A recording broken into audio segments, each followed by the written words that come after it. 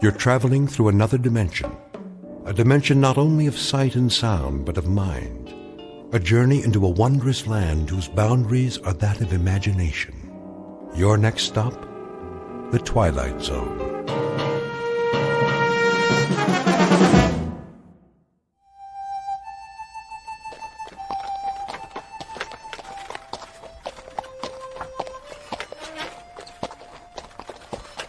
How much longer, Chris? Not long. We'll stop soon as we find a place. Where? Look around. We saw the last shade 2 days ago. That's a buzzard up there circling the wagons, and it's been following us since dawn. It's waiting for the next one to die. How's the boy? Still burning up with fever. He can't take any more. All right, honey. Hold up! Whoa! Oh! Hold! We'll stop here for a few minutes.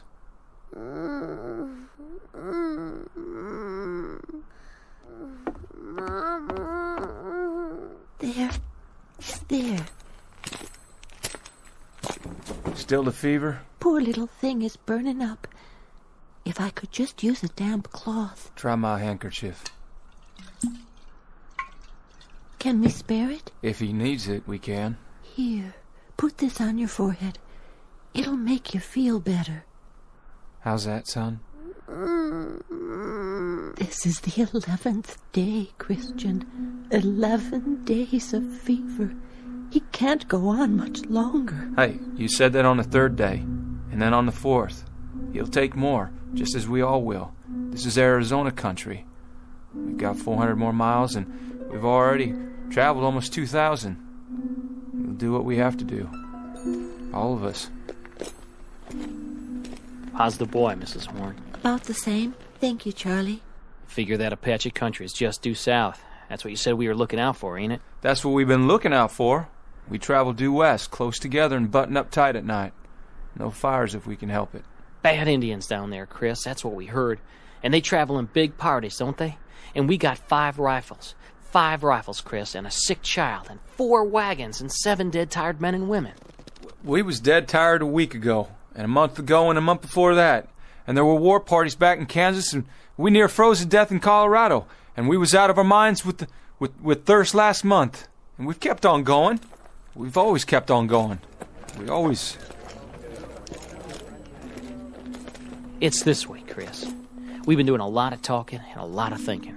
And? We figure we ought to turn back. Turn back? That what you all want? Turn back? Chris, we're about at the end of our rope. We're hungry and we're sick. We figured we better do it now, or we're gonna die out here. You turn back and I guarantee it. You turn back and try to go over 1,500 miles of St. Louis again, and you'll leave your bones bleached in one of those deserts between here and there. Or have your scalps taken off. Or you'll freeze to death in a mountain pass. And if you go on, what's going to happen to that beautiful child of yours? Listen, those 1,500 miles are behind us. They're all gone. The heat and the cold and the misery. You can look back at them as things that have happened, not agonies you're going to have to live with. How do you know there's not going to be more days and weeks and months like it? How can you be so blamed sure? I'll figure there's only about 400 to 600 miles more to go. 400 to 600 more miles, friends. And then we made it. We can't stop now. Listen, if we stop, we're dead. That's gospel. We're dead. Could be we're dead anyway. Okay, just give me one more week. 1 week. I'll get us through. I promise you. I'll get us through. What about water? We're almost out of water. I'll get water. I'll find some. How, Chris? With a divining rod? I don't know how, but I will. I swear. The year is 1847. The place is the territory of New Mexico. The people are a tiny handful of men and women with a dream. 11 months ago, they started out from Ohio and headed west. Someone told them about a place called California, about a warm sun and a blue sky, about rich land and fresh air. And at this moment, almost a year later, they have seen nothing but cold, heat exhaustion, hunger, and sickness. The men and their families are now one with the animals and the wagons and the landscape, and they stare straight ahead, numb and glassy-eyed. They are dust blobs whose lives have been reduced to a single function: forward motion. The man in the lead wagon is named Christian Horn. He has a dying 8-year-old son and a heartsick wife, once beautiful but now gaunt and drawn in the merciless desert air. Her husband is the only one who has even a fragment of the dream left, Mr. Chris Horn, who's about to go over the rim of a sand dune in search of water, sustenance, and survival, and who, in just a moment, will find himself heading into an uncharted territory known as the Twilight Zone.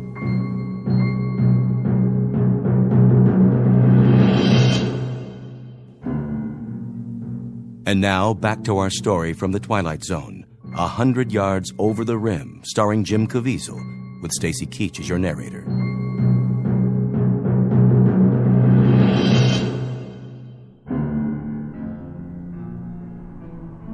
A man had best not make promises he can't keep. I give you my word. And food and medicine for your child?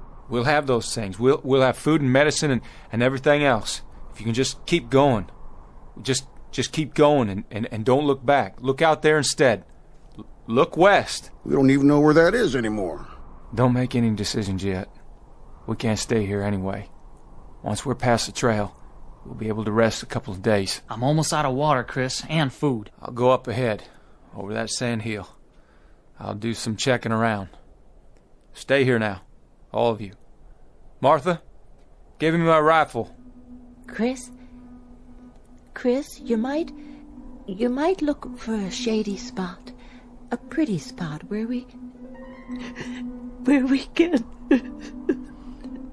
I won't talk about burying our son. Not now. Not while there's life in him. How far you plan on going? Just over the rim there, 100 yards or so. Might find a stream or something, maybe some game, a rabbit or two. Never can tell. I guess that's true enough, friend. You never can tell. Stay close to wagons and keep them bunched up. Hold on, Charlie, all of you. Just hold on. I'll be right back.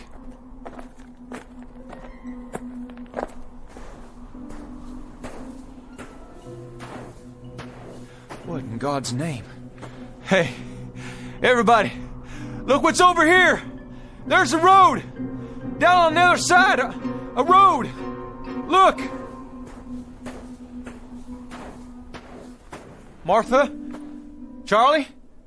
Hey! Hey!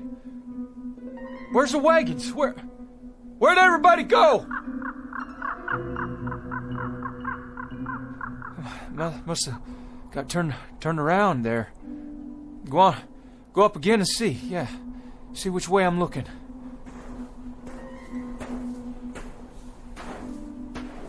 What's going on? What in devil's name is going on here?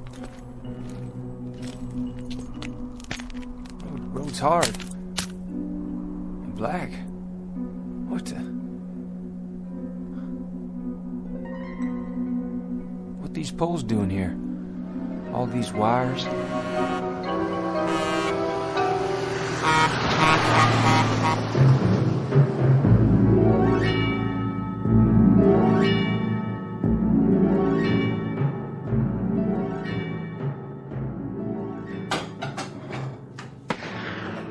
Joe?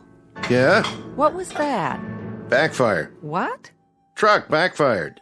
Oh, you sure? I thought I heard a gun go off. Not likely. Might be one of those local boys shooting your sign. Well, if it was, I'll get the sheriff out here, but that didn't sound like any 22 to me. Look, Joe.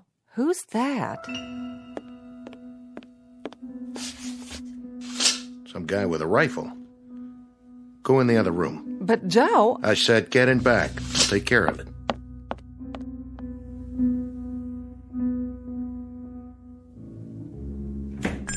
Howdy. Did you see it? Did you see that thing? What thing? That monster. That big animal or monster, whatever it was. It almost hit me. Monster? No, I didn't see anything like that. If there was anything, it never got to here. It must have.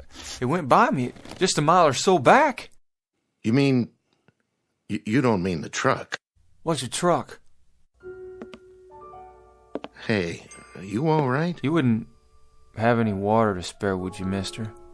Any extra, I mean. Water? Sure. Come over here and sit down before you fall down.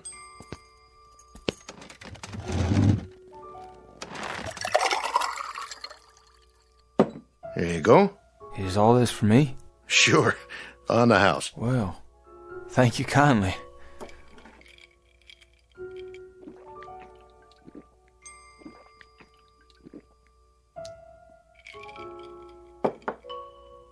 You want some more? You got more? Sure do.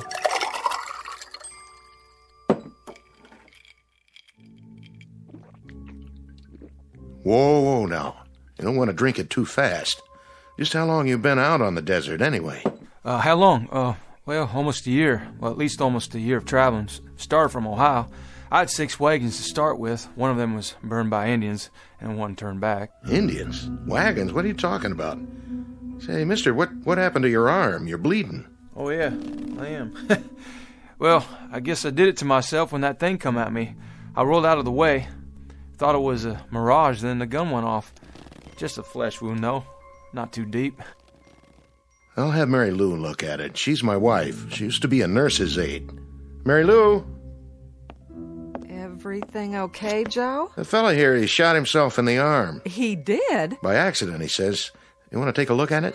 Why, sure. I'll get some bandages out. Hand me a clean towel, will you, Joe? Sure thing. Got the first aid kit right here under the counter. I'll just set your gun over here. Oh, well, thank you kindly. Well, careful with it now. That's a real old-timer. Antique piece, isn't it? No, bought it new before we started out, but she's been used a lot, I guess. We're running low on bullets. I don't suppose you've got any ammunition around here? Oh, no. We don't carry anything like that. This isn't a hunting area. What about Indians? The south of here's Apache country, isn't it? Why, sure. Well, sure, but there aren't any Indians nowadays. Well, I mean, not hostile Indians. No? Well, not as long as we've been here. Well, how long you been out here? How long? Oh, a couple of years now. Where do you hail from? Well, we used to live in Phoenix. Phoenix? Yeah, Phoenix. Mary Lou's folks are from there. I worked for her old man when we were first married, and then I bought this place here. Restaurant isn't doing so well, but the truckers are starting to come in now with the interstate. Restaurant? You have food? Sure do. Just like the sign says. On the wall there, see it? Right over the register. Joe's Air Flight Cafe and gas station. You don't understand a thing I'm talking about, do you? You've never heard of Phoenix, or registers, or nurses' aides, or trucks, or gas. Hey, mister, where are you from, really? Where'd you come from? Tell me straight out, why don't you? From Ohio. I left the wagons back there, and I walked up the rim to the hill, and I thought I might find some water or something, or some game, and then I saw that stretch of road out there, that black road, and those things, running on it. What things? He means trucks. Hold on. You hear that? You hear that? There's another one. It's all right. It won't stop. Take my word for it. Well, we heard tell it was a dangerous route, but the most direct one. To where? California. They say... No, take it easy, friend. We can talk about all this later. No, I don't have much time. I promised him I'd be right back. There you go. Your arm's all cleaned up with a bandage on it. I even made you a sling, see? Oh, much obliged. Just try to keep it clean now. I'll give you a roll of gauze and some tape. You're a nurse? Are you the doctor? Me? I just sling hash and pump gas. Take 2 of these. Drink a little water to get them down. What are they? They're antibiotic tablets. They ought to keep away any infection. Where do you get this? Well, at the drugstore. Of course, you're supposed to have a prescription, but these won't do you any harm. How do you feel? Could I? do you think I could buy some more of those pills off you? Oh, I don't sell them. But you see, I got a real sick boy back there. Back where? In the wagon, if I can ever find the wagons again. But you say that this will help a sickness. Sometimes, depending on what it is. How about a fever and a bad cough? It's worth a try. You've got a family? There was 3 wagons of us. But when I turned around to look back down, they'd gone. Well, maybe you better rest a while, friend. You know, lie down. Get washed up. There's a bed in back. Look at this place. The tables like wood, but they're not. They can't be. And the legs are all silver and bright. That's not silver.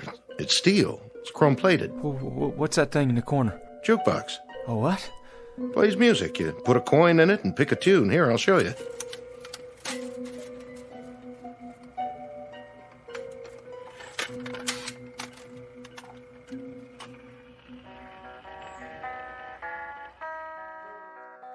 Hey, where's that coming from? From inside. Didn't you ever see one of these before? You got a man inside? Playing his guitar on my account? You let him out of there right now. Turn it off, Joe. There, that's better. It was a bad idea. All these things. Where am I? What is this place? Come with me. I'll show you where to wash up. Wait a minute. That picture. Where'd you get it? The calendar? Pioneer West Insurance Company. That's a picture of my covered wagon. Look just like my wagon. Oh, well, that's just an old lithograph. The date. That can't be right. It says April. But the year's all wrong. This is the year of our Lord, 1847. But this calendar says it's not even the same century. Oh, my dear God. How could that be?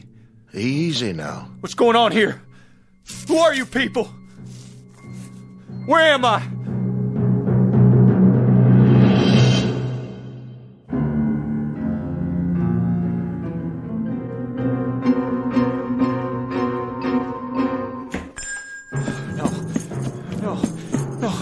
No! You better stop him, Joe. He'll get himself killed.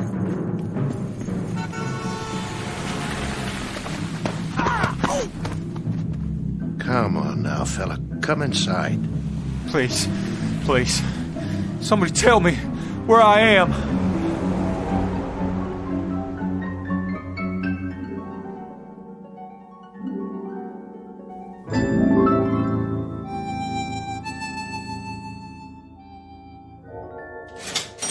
$1.84 your change. You keep it, dollface. I thank you.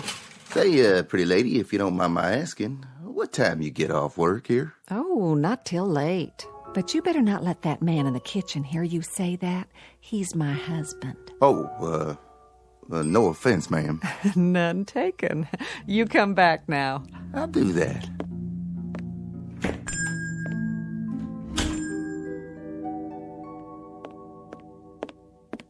Doctor still in back? He is. Been a while now. I made a club sandwich for the fella. You think you want some soup, too? You better ask Doc first.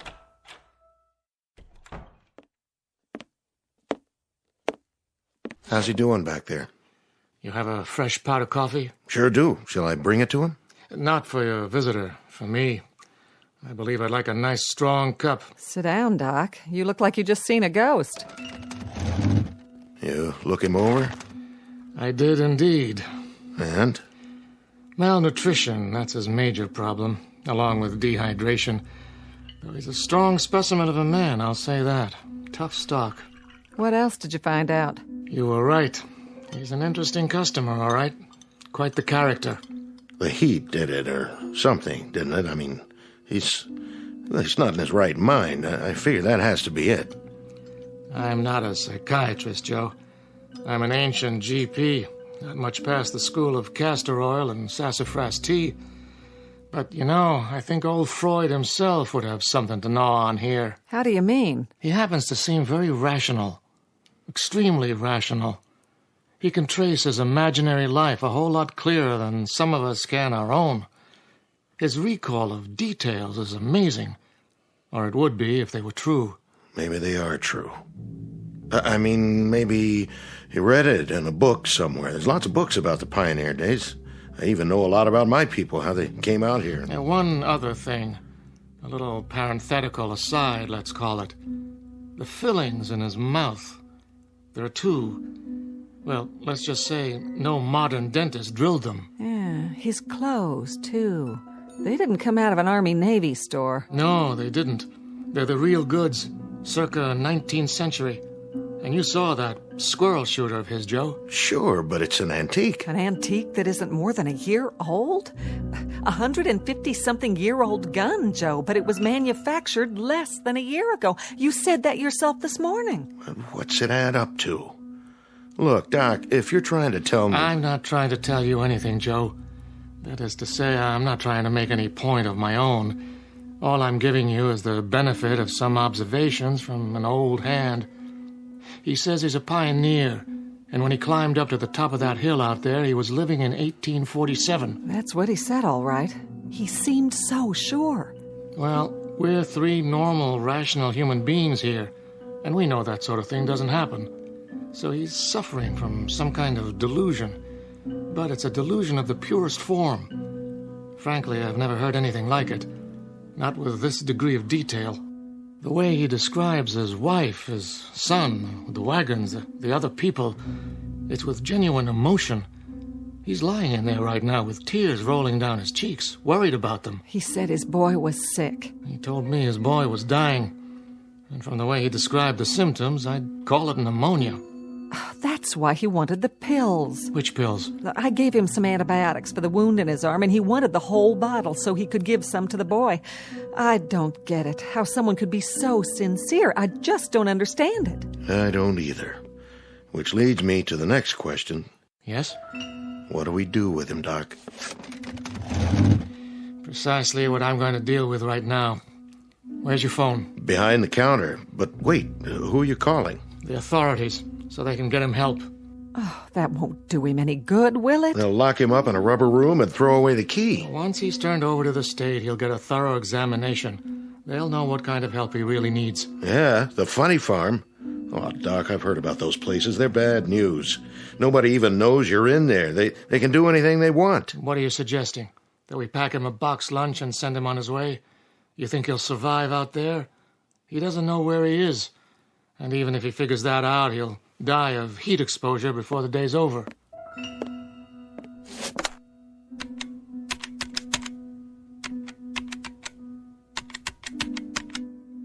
I want the sheriff's office, please. Oh, it just doesn't seem right. Yes, is the sheriff there? Oh, in his car? Well, that's even better.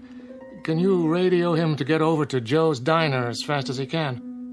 We've got a man here who needs looking after. No, not violent, but he should get here real fast anyway. Yeah. Thanks. Oh, Joe, I hope we're doing the right thing. So do I. Well, at least he's calm now.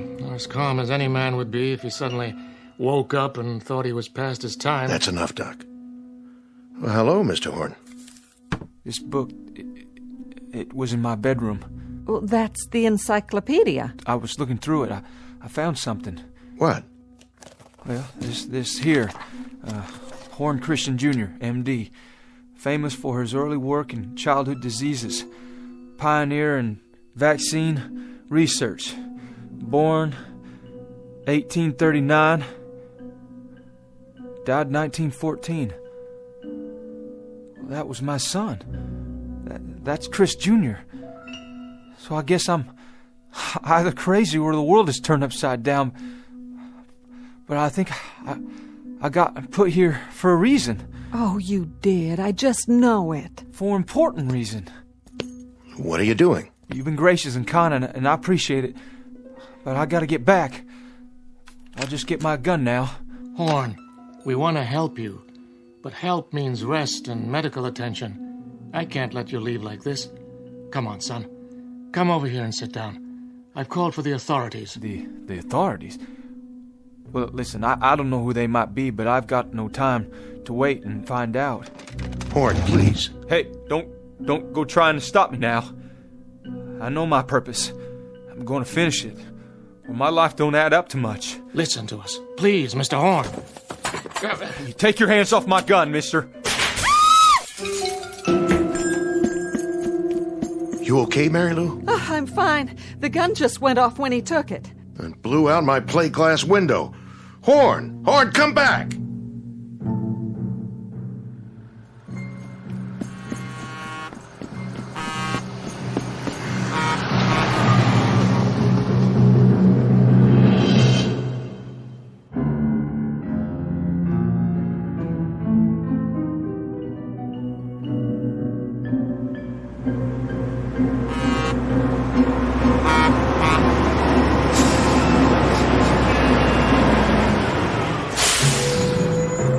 Hey, get out of the road! Oh, I'm sorry, mister. What's the matter with you? Horn, wait up! Are you all right? Those people, they're trying to stop me. Yeah? Where are you going? I have to get back to the Arizona territory. You do? Well, that's an easy one. Don't just stand there. Get in.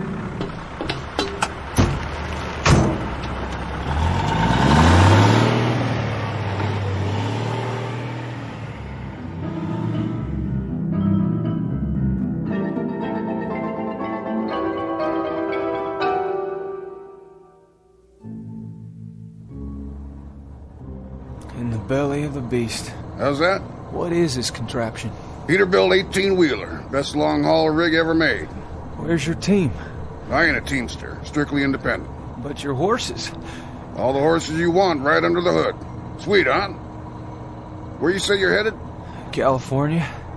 We were headed for California. Well, that's where I'm going. Good country out there, is it? Easy living, if you ask me. Everything a man could want. And land of work? Any seed you plant, it grows tall. That's what I heard tell. Suppose I could give you a ride all the way in, so I'd have somebody to talk to. I'm going to California, but I can't get there this way. What are you talking about? It has to be the same ridge, right around here. It was. Mister, you have to let me out. Say, look at that. Sheriff's car, moving like a bat out of hell. Please, I made a mistake. You've got to stop this machine.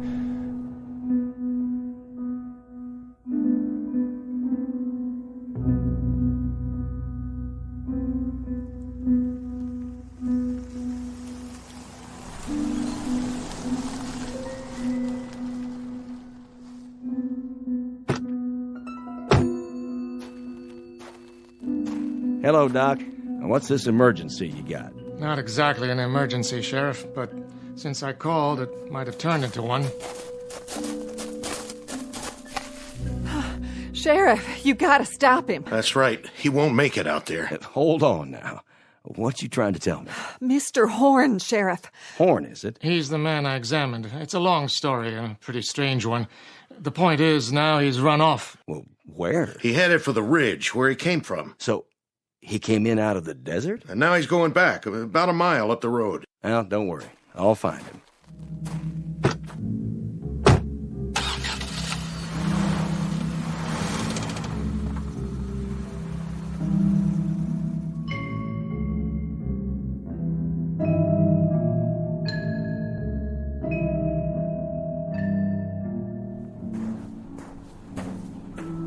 Gotta make it. Just a little ways more.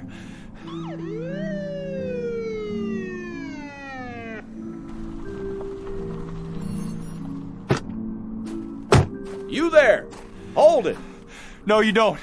Not now. Drop the gun, son. I said, drop the gun. All right, now come on down real slow. The pills. I dropped the pills. That's it. Now put your hands in the air. Got it. I said halt. Halt, son, or I'll shoot.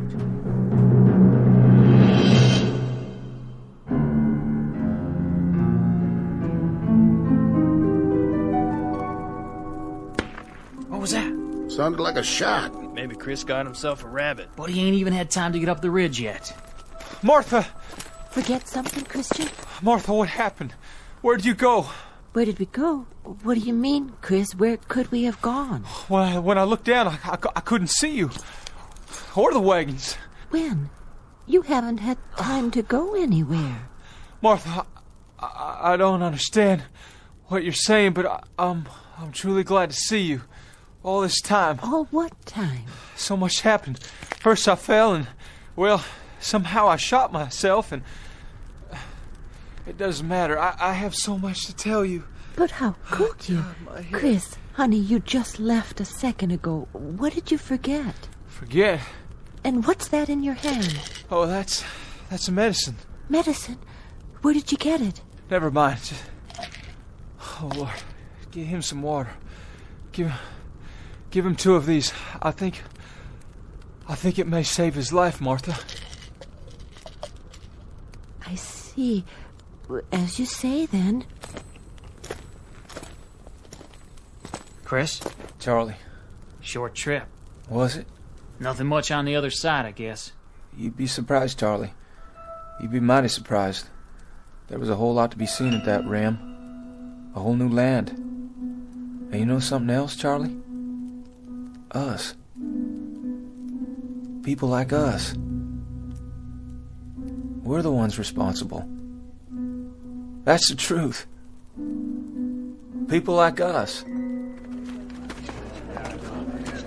What's Orrin talking about? Listen, he's saying something. He wouldn't talk like that unless it was important. There'll be a highway. And machines. And a whole new land. And we're the ones who began it. What are you saying, Chris? Where'd you see all that? Up on the rim. It was all laid out before me like the New Jerusalem. Wide, hard roads, all black, with no holes in them. And machines and... I gotta see for myself. Me too. Let's go. Up the ridge, he says.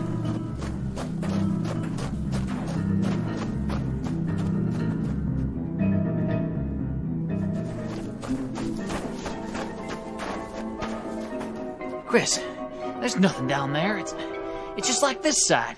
Sand and desert and miles of nothing. Oh, but there will be, Charlie, there will be. Just you wait. It may not happen in our lifetimes, but it's coming. It'll be here, all of it. Sooner than you think. If you can hold on to what I'm telling you and keep the faith.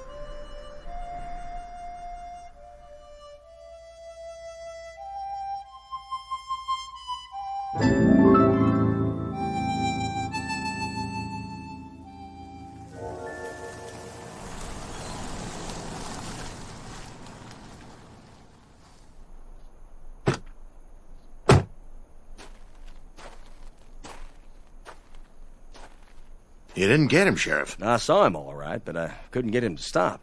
Fired a warning shot, but I didn't scare him none. Look, I wouldn't worry, Joe. He can't get very far.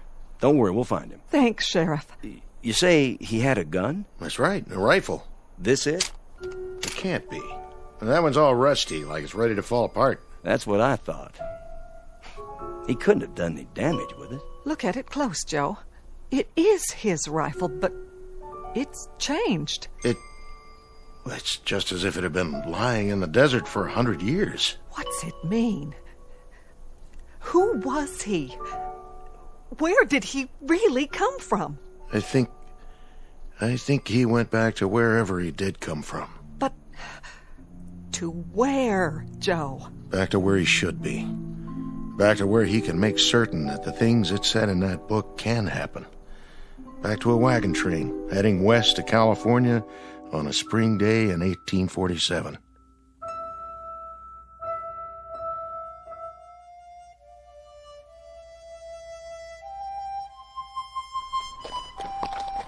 Giddy up, boys. We're going to California. And my son, too. He's got a whole lot to accomplish out there. A whole lot.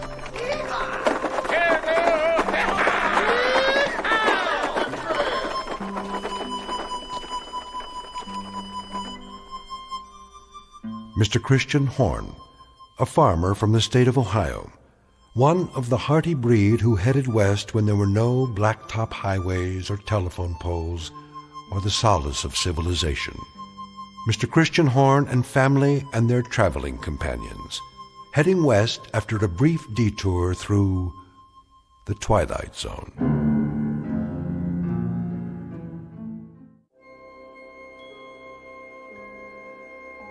Hi, this is Carl Amari, producer of the Twilight Zone radio dramas. I'd like to take a moment to tell you about our official website at twilightzoneradio.com, where you'll get the latest news and information on these Twilight Zone radio dramas. Plus, at twilightzoneradio.com, you can digitally download 3 free episodes or any of our episodes for only $1.95 each. In this age of ever-changing technology, we've decided to make these episodes instantly available to you by making the Twilight Zone radio dramas a digital download-only series. This means that this series will no longer be offered on CD. The CD collections at our website are now being offered, while supplies last, at buy one, get one free. So be sure to get your favorites before they're sold out. Be sure to visit us often, and I'll see you in the zone.